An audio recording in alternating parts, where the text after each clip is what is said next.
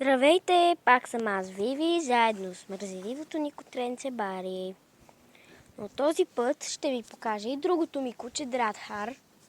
Бари, той се казва Лъки. Лъки е наистина много красиво животно, палаво на няколко месеца и е много умен.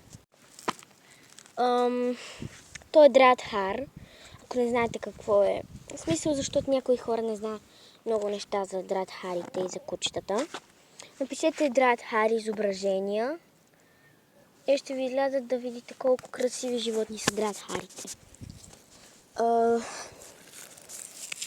Искам да ви покажа в ето тази част, понеже аз живея на село, точно в това тук, тази част.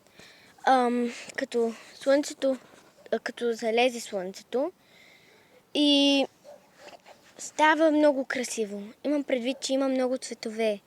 Розово и такива неща. Подобни. Това е гледката тук. Всичко е много красиво наистина. Майка ми се отглежда рози цветя такива, защото е цветарка.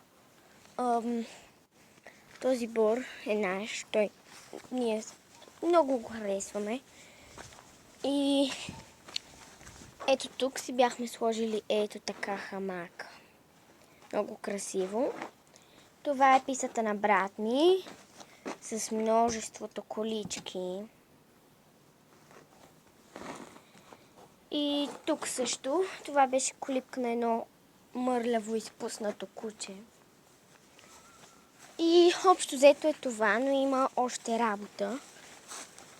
Мога да ви покажа след това и барлогата. Но после. Това пак е Лъки. Ето го и наш истински младеж Бари.